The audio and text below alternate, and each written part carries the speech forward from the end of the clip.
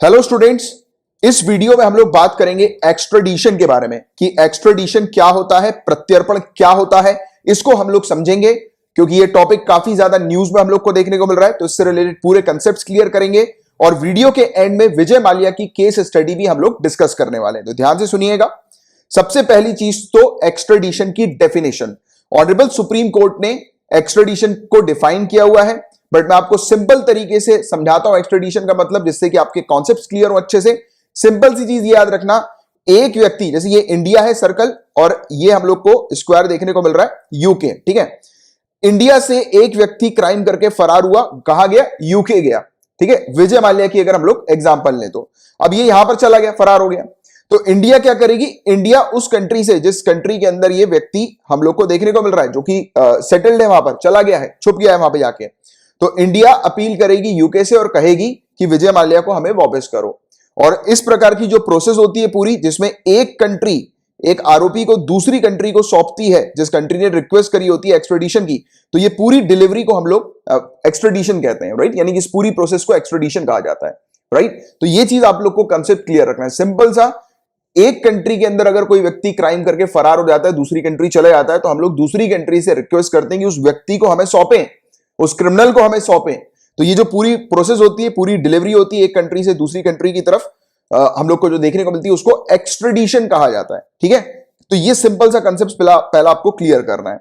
अब एक्स्ट्राडिशन कब शुरू किया जाता है, स्टार्टिंग इसकी कैसे होती है, मैंने भी आपको बताया था। एक कंट्री पहले दूसरी कंट्री को रिक्वेस्ट भेजेगी, तो रिक्वेस्ट के थ्रू ये पूरी चीज हम लोग को देखने को मिलती है। एक्स्ट्राडिशन रिक्वेस्ट होती है, सामने वाली कंट्री से कहा जाता है इस आरोपी को भेजा जाए। अब कैसे मामले में आरोपियों को या फिर कैसे मामले में ऐसे व्यक्तियों को भेजा जाता है, एक्स्ट्राडिशन एक्सेप्ट किया जाता है, तो मामले अंडर इन्वेस्टिगेशन भी हो सकते हैं, अंडर ट्रायल भी हो सकते हैं और कन्विक्टेड क्रिमिनल्स भी हम लोग को देखने को मिल सकते हैं। अब ये तीनों चीज में डिफरेंस क्या है? अंडर इन्वेस्टिगेशन का मतलब क्या हुआ? अभी जो मामला है वो कोर्ट में रजिस्टर नहीं हुआ है, दायर नहीं हुआ है, इन्वेस्टिगेशन चल रही है। ये बिल्कुल वैसे ही समझो जैसा कि पुलिस जब एफआईआर लिखती है तो उसके बाद वो तुरंत इन्वेस्टिगेशन कंडक्ट करती है, सामने वाले आरोपी को पकड़ती है एफआईआर लिखने के बाद। तो ये जो एफआईआर लिखने के बाद की जो प्रोसेस होती है ना, जो अथॉरिटीज करती हैं, इन्वेस्टिगेशन करती है, पूरी जांच करती हैं, तो वो अंडर इन्वेस्टिगेशन मामला होता है। फिर उसके बाद पुलिस क्या करती है? आरोपियों को पकड़ने के बाद कोर्ट में आरोपी के साथ डायरी पेश करती है। आपने सुना होगा पुलिस ने कोर्ट में अपनी डायरी पेश करी, तो ये जो पुलिस की जो डायरी होती है ना, पूरी जो रिपोर्ट होती है वो कोर्ट में पेश करती है। इसका मतलब क्या हुआ? मामला कोर्ट में चला गया, अब पूरी उसका केस जो होगा वो कोर्ट में चलेगा, राइट। अभी तक कोर्ट ने सामने वाले व्यक्ति को दोषी सिद्ध नहीं किया है, यानी कि सामने वाला व्यक्ति अभी तक दोषी नहीं हुआ है, अभी उसके ऊपर पूरा मामला कोर्ट में चल रहा है। क्योंकि आप जानते हैं कि जब तक ऑनरेबल जज सामने वाले व्यक्ति को दोषी सिद्ध ना कर दे, तब तक सामने वाला व्यक्ति दोषी नहीं होता है, उसको इनोसेंट ही माना जाता है, राइट। तो इसके बारे में आप लोग जानते हैं। तो ये जो ऐसा जो दूसरा जो केस हम लोग को देखने को मिलता है, जो कोर्ट के अंदर चल रहा होता है, तो वो अंडर ट्रायल केस कहलाते हैं। इसके अलावा कॉन्विक्टेड, यानी कि सामने वाला व्यक्ति जो है वो अपराधी घोषित कर दिया गया है, अब वो दोषी है, ठीक है। तो ऐसे ये तीनों मामले की रिक्वेस्ट जो है वो की जा सकती है, यानी कि इन तीन केसेस से रिलेटेड अगर कोई व्यक्ति है दूसरी कंट्री में जाकर छिप गया है, तो उसको उस कंट्री से वापस लाने में ये तीनों जो है वो अप्लाई किया जा सकता है, यानी कि तीनों चीज हम लोग को देखने को मिल सकती है, ठीक है। और अंडर इन्वेस्टिगेशन में यहां पर ध्यान देने वाली बात यह है कि जब रिक्वेस्ट की जाती है अंडर इन्वेस्टिगेशन वाले व्यक्ति को लाने के लिए, राइट, हमारी कंट्री के अंदर, जैसे कि इंडिया की अगर हम लोग बात करें, तो अगर किसी व्यक्ति के खिलाफ इन्वेस्टिगेशन चल रही है, अभी तक कोर्ट में उसके खिलाफ मामला नहीं गया है, उसको हमें बुलवाना है, तब उस समय हम जो रिक्वेस्ट देंगे सामने वाली कंट्री को, हमें यह सुनिश्चित करना है कि सामने वाली कंट्री प्राइमा फेसी एविडेंस उसमें होना चाहिए, यानी कि सामने वाली कंट्री उसको देखते सही थी, उस रिपोर्ट को देखते सही थी, जो हम लोग उसको रिक्वेस्ट रिपोर्ट भेजेंगे, उस रिपोर्ट को देखते सही थी उसको पता लग जाना चाहिए कि हाँ यार, ये जो व्यक्ति है जिसके खिलाफ इन्वेस्टिगेशन चल रही है, वाकई में इसने जो है वो वहां पर अपराध किए होंगे, राइट। तो ये इस चीज पर बहुत ध्यान से रिक्वेस्ट है वो भेजनी पड़ती है अंडर इन्वेस्टिगेशन मामले में। और बाकी अंडर ट्रायल, और जो व्यक्ति ऑलरेडी क्रिमिनल घोषित हो गया है, अपराधी घोषित हो गया, तो उसमें उतना कोई इशू नहीं होता। मेनली जो इशू होता है वो अंडर इन्वेस्टिगेशन के केसेस में होता है, जहां पर सामने वाली कंट्री को हम लोग को प्रॉपर एविडेंसेस दिखाने पड़ते हैं, कि जिससे ये सुनिश्चित हो जाए कि वो कंट्री एविडेंस को देखकर उसको पता लग जाए कि हाँ यार, ये सामने वाला व्यक्ति जो है, मतलब ये बहुत ज्यादा चांसेस है कि ये क्रिमिनल है, तो उसको फिर भेजा जाता है, ठीक है। तो ये वाली चीज है जिसके बारे में एक आपको पता होना चाहिए। और इंडिया के अंदर क्या इससे रिलेटेड कोई कानून है एक्स्ट्राडिशन से रिलेटेड? तो हाँ, इंडियन एक्स्ट्राडिशन एक्ट 1962, भारतीय प्रत्यर्पण अधिनियम 1962, याद रखना, ठीक है। और इसको मॉडिफाई कर दिया गया था 1993 के अंदर। तो ये वाली चीज भी आप लोग को थोड़ी सी इसके बारे में जनरल पता होनी चाहिए। अब कौन ऐसी अथॉरिटी होते हैं, यानी कि कौन ऑफिशियल होते हैं जो कि इस पूरे एक्स्ट्रेडिशन की प्रोसेस से डील करते हैं, एडमिनिस्टर करते हैं पूरे एक्स्ट्रेडिशन की प्रोसेस को।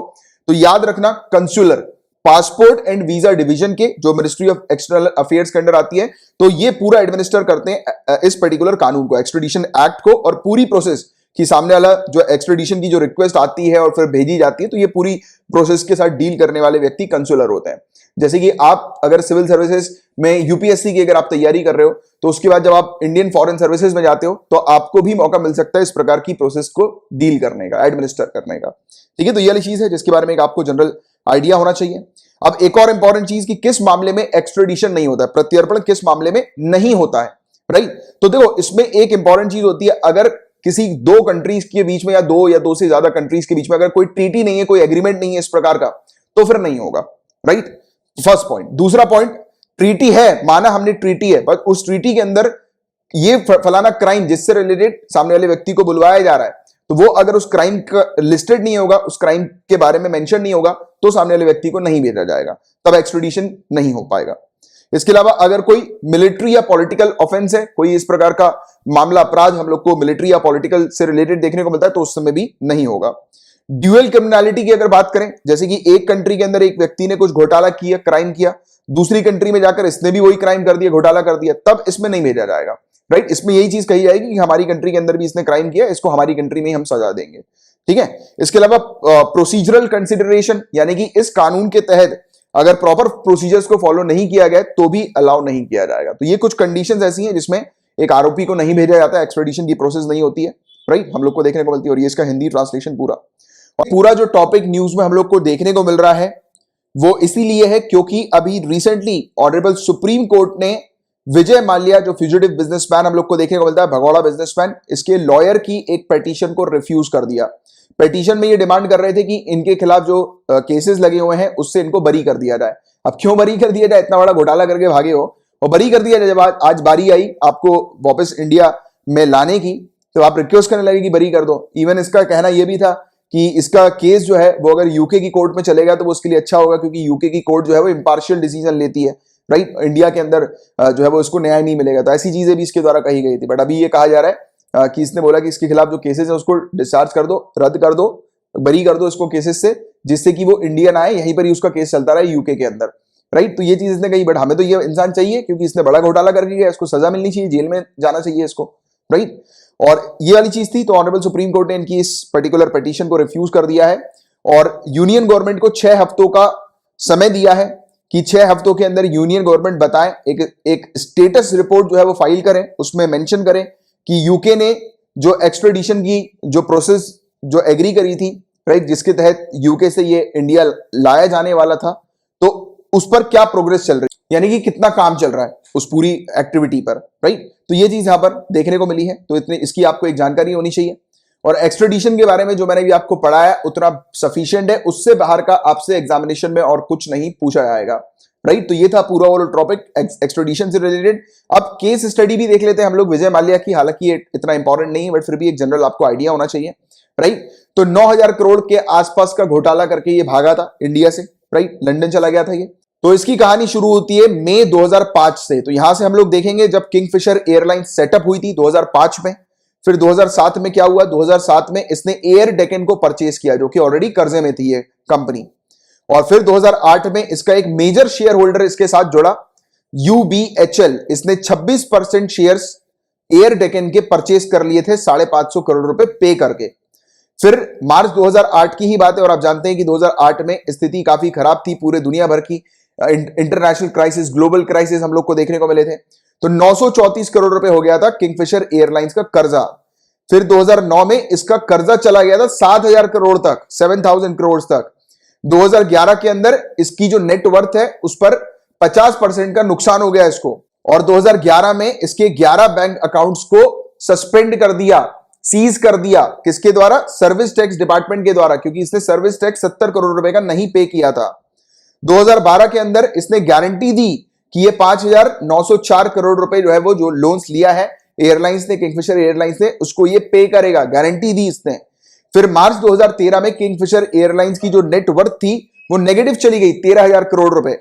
तो ये हालांकि ये सब जो चीजें जा रही थी नेगेटिव जा रही थी, तो कहा जाता है कि इसने जानबूझकर इस प्रकार की हरकत करी। ऑन पेपर इसने अपने आप को ये दिखाया कि ये बहुत घाटे में जा रहा है, जिससे कि इसको राहत मिल जाए लोन्स वगैरह चुकाने से। क्योंकि देखो ये एक ऐसा इंसान था, इसकी पर्सनालिटी ऐसी थी, क्योंकि एक मतलब अय्याश टाइप का आदमी था ये, हर प्रकार की इसको चाहिए फैसिलिटीज, लग्जरी, हर तरीके की। तो ये अलग ही टाइप का, आप देखेंगे इसके वीडियोस, इसके फोटोज वगैरह, तो आपको समझ में आएगा कि किस लेवल का ये लग्जरी पसंद करने वाला इंसान था, राइट। तो ऐसी जिंदगी ये जीना पसंद करता था, लैविश टाइप की जिंदगी एकदम, राइट। हमेशा लग्जरी जिंदगी इसको पसंद थी। इसके शौक भी जो थे, जितने भी सब लग्जरी शौक थे इसके, राइट। रोज पार्टीज करना, एंजॉय करना, तो ऐसी चीजें इसकी हम लोग को देखने को मिलती थी। उसकी एक्टिविटी जब ये सब देखकर, यानी कि एक तरफ तो ये अपने आप को साबित कर रहा है ऑन पेपर कि यार इसको तो घाटा हो गया, बट वहीं अगर दूसरी तरफ देखें तो ये मस्त एंजॉय कर रहा, लग्जरी लाइफ जी रहा, राइट। अब जिस इंसान का घाटा होने लगता है तो वो धीरे धीरे करके उसकी लग्जरी भी उससे छीन ली जाती है, कम होने लगती है उसकी। ऑटोमेटिक सी बात है कि भाई जिसके पास पैसा होगा वो तो एंजॉय करेगा लाइफ को, बट ये ऐसा नहीं था। ये उसकी घाटे में जा रहा है, बट फिर भी सिगार मस्त जला के, अभी भी देखो ना इसकी फोटो यूके से आती है, मस्त अभी भी वो एंजॉयमेंट के मोड पे ही हम लोग को नजर आता है। तो कहीं ना कहीं इसका माइंडसेट जो था वो पहले से ही था कि इसको ऑन पेपर अपने आप को जो है, क्योंकि इसने समझ लिया था कि अब तो कुछ होना नहीं है, अब तो बड़ा घाटा हो गया है ऑलरेडी, यानी कि इसकी कंपनी तरक्की नहीं कर पा रही थी।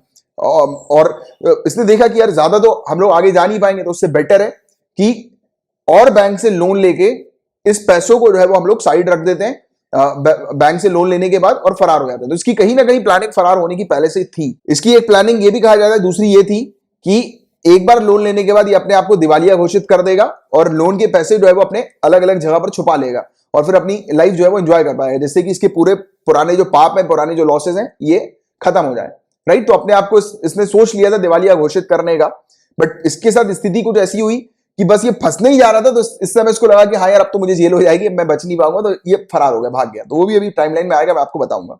फिर देखो 2014 की बात थी, जब इसके ऊपर बड़ा झटका लगा, तब इसके दिमाग जो है वो चलना शुरू हो गया कि इसको अब निकलना है। क्योंकि इस समय इसका जो मेजर शेयर होल्डर था, जिसके बारे में अभी अपन ने बात करी, यूबीएचएल, जो कि गारंटर है किंगफिशर एयरलाइंस का, इसको घोषित कर दिया यूनाइटेड इंडिया बैंक ने विलफुल डिफॉल्टर। इसने जानबूझ के डिफॉल्ट किया है, राइट। तो जैसे होता है ना, मैंने भी आपको बताया कि ये पहले से इसकी प्लानिंग चल रही थी कि अपने आप को दिवालिया घोषित करेगा, बट इसका जो मेजर शेयर होल्डर है उसके ऊपर आरोप लग गया कि इसने जानबूझकर ऐसी हरकत करी, इसके साथ हुआ नहीं है ऐसी चीजें, राइट। यानी कि जो लॉस शो कर रहा है वो जानबूझकर दिखा रहा है, सिर्फ इसने जानबूझकर इस प्रकार का डिफॉल्ट किया है, यानी कि ये जानबूझकर इसने मतलब अपने आप को दिवालिया घोषित किया है। तो ये चीज रिकॉग्नाइज कर ली गई थी।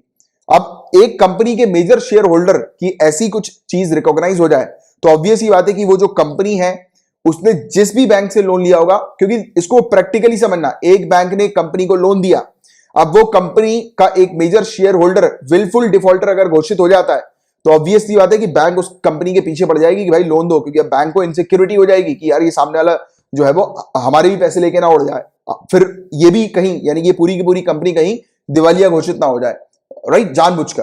तो ये इनसिक्योरिटी आ गई थी। तो उस समय प्रोसेस, कार्रवाई जो है वो काफी तेज होना शुरू हो गई। फरवरी 2000, देखो दिसंबर 2014 और फरवरी 2014, मात्र 3 महीने के अंदर ही अंदर एसबीआई ने इसका जो घर था किंगफिशर हाउस, जो हम लोग को देखने को मिला था विले पार्ले में, उसको जब्त कर लिया। अप्रैल 2015 में कार्रवाई और तेज होना शुरू हो गई। यूनाइटेड स्पिरिट्स लिमिटेड ने कहा विजय माल्या को कि अब आप चेयरमैन नहीं हो, अब आप डायरेक्टर नहीं हो, क्योंकि इसके ऊपर आरोप लग गए थे फंड डाइवर्जन के। जो फंडिंग इसको मिली थी, उस फंडिंग का इस्तेमाल जो है वो इसने कंपनी के लिए ना करके डाइवर्ट कर दिया अपनी लग्जरी लाइफ। मैंने अभी आपको बताई था। तो कहीं ना कहीं इसकी प्लानिंग बहुत पहले से इसके माइंड में सेटअप हो गया था कि इसको या तो अपने आप को दिवालिया घोषित करना है, राइट, अपने पैसों को साइड रखते हुए, और या तो फिर भाग जाना है। तो ये दो चीज इसके पास थी। अब भागने की वजह इसकी ये हो गई कि 2015 में सीबीआई ने रेड कंडक्ट कर दी इसके ऑफिस में, और कनेक्शन एक सामने मिला कि इसने बैंक वालों के साथ मिलकर, आईडीबीआई बैंक जो है उसके साथ मिलकर एक कनेक्शन ऐसा आया 950 करोड़ रुपए का, कि 950 करोड़ का लोन ले लिया। क्योंकि इसका मकसद यह था कि लोन लेने के बाद जो है ये अपने आप को दिवालिया घोषित करेगा। और देखो, लोन, कोई भी बैंक जब लोन देती है तो वो क्या देखती है, सिक्योरिटी देखती है, कोलैटरल्स लेती है, राइट, गिरवी रखवाती है कुछ चीजें। बट इसके पास जो वर्थ वैल्यू वाली जो चीज थी, इसने अपनी कंपनी को की वर्थ वैल्यू पहले दिखाई कि इसकी कंपनी की वर्थ वैल्यू काफी अच्छी है, फिर उसने उस चीज को घटाया। मैंने भी आपको बताया ना कि 13,000 करोड़ रुपए नेगेटिव, तो वो चीज ऑन पेपर ये दिखा रहा था, राइट, पूरी चीज है। इस प्रकार से ये सेटअप कर रहा था, इस प्रकार से डिजाइन कर रहा था ये पूरी चीज। इसलिए तो सीबीआई भी इसके पीछे लग गई, इन्फोर्समेंट डायरेक्टरेट भी इसके पीछे लग गया, और भी इसके खिलाफ काफी सारे केसेस थे। तो सीबीआई ने फिर 2015 में इसको क्वेश्चन करना शुरू किया, 900 करोड़ रुपए का जो लोन था उससे रिलेटेड। फिर 2016 में एसबीआई ने पूरा मामला डेट रिकवरी ट्राइब्यूनल के पास ले गई, इस कोर्ट के पास ले गई, फिर पूरा मामला डेट रिकवरी ट्राइब्यूनल के पास चलने लगा। 2016 में, अब ध्यान से सुनना, पूरा मामला कोर्ट कचहरी होना शुरू हो गई। इसको लगा कि अब ये जेल इसका जाना तय, क्योंकि सीबीआई भी इसके पीछे हाथ पैर धो के पड़ गई थी। 2016 मार्च में इसने डिस्कस किया कि बैंक के साथ कि मैं बस आपके पैसे अभी देता हूं। फिर 2016 में माल्या ने मार्च के अंदर ही, उसी समय पे पूरी कार्रवाई हो रही है, देखो मार्च, फरवरी, मार्च, ये पूरा पीरियड इसी समय पे ये उड़ गया।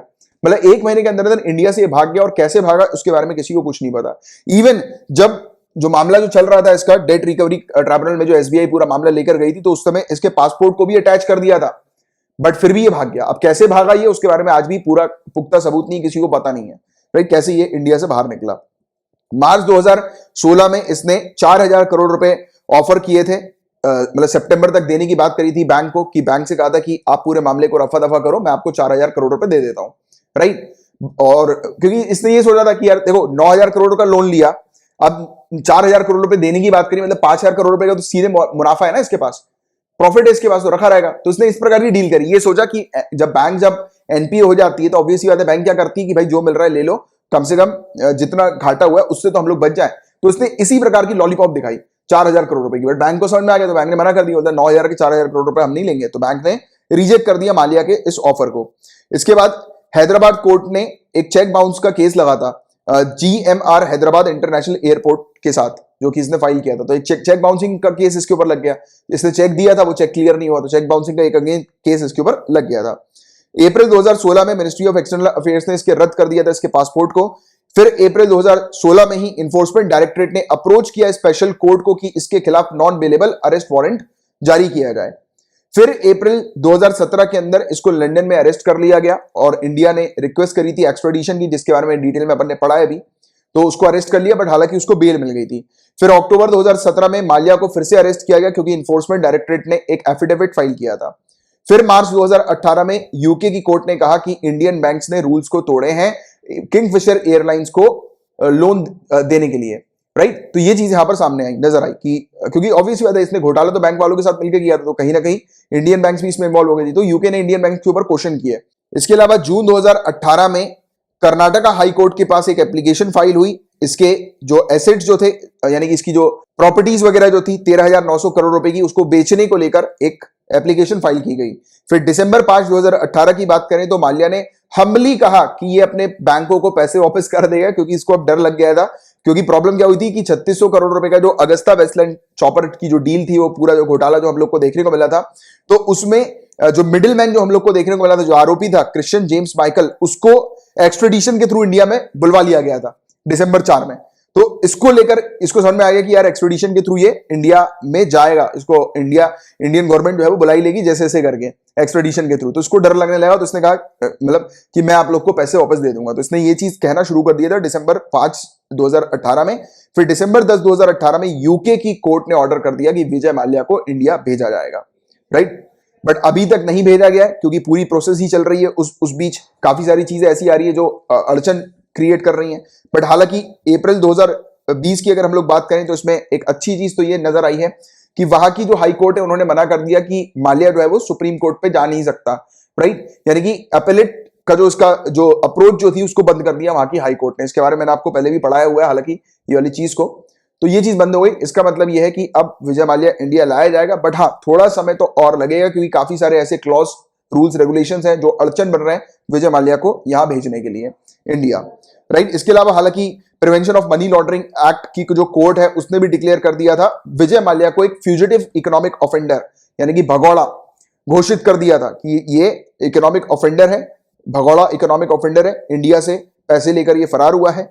तो ये चीज, और पहली बार एक व्यक्ति को इस प्रकार का भगौड़ा घोषित किया गया था prevention of money laundering act के तहत। तो ये चीज भी आप लोग को पता होनी चाहिए। तो ये जनवरी 2019 में हुआ था, और फरवरी 2019 के अंदर हम लोग को देखने को मिला था कि यूके के होम सेक्रेटरी हैं साजिद जावेद, इन्होंने ऑर्डर किया था माल्या के एक्सट्रेडिशन को इंडिया के लिए। तो एक्सट्रेडिशन इसका ऑर्डर हो गया, बट अभी थोड़ा समय है, बट जल्दी जल्दी उम्मीद तो यही है कि ये इंडिया आ जाएगा, इंडिया बुलवा लिया जाएगा। अब देखो आगे चल के क्या होता है। बाकी ये थी अभी तक की इसकी पूरी टाइमलाइन। आगे चल के इससे रिलेटेड कुछ और चीजें आती है तो मैं आप लोग को बताऊंगा। एक्सप्लेन करूंगा, बट जो एग्जामिनेशन पॉइंट ऑफ व्यू से जो आपके लिए इंपॉर्टेंट था वो था एक्सट्रेडिशन, प्रत्यर्पण के बारे में जानना। तो होपफुली आपको पूरी चीज अच्छे से क्लियर हो गई होगी, और अगर हुई है तो लाइक का बटन जरूर हिट कर दीजिएगा। नए आए हैं आप तो चैनल को सब्सक्राइब कर लीजिए और बेल आइकन पे भी जरूर हिट कीजिएगा, उससे हर एक नोटिफिकेशन, अपडेट्स, लेक्चर से रिलेटेड, टॉपिक से रिलेटेड आपको मेरी मिल जाएगी। तो चलिए अब नेक्स्ट लेक्चर में मिलेंगे हम लोग, तब तक के लिए bye bye, take care, have a great day ahead.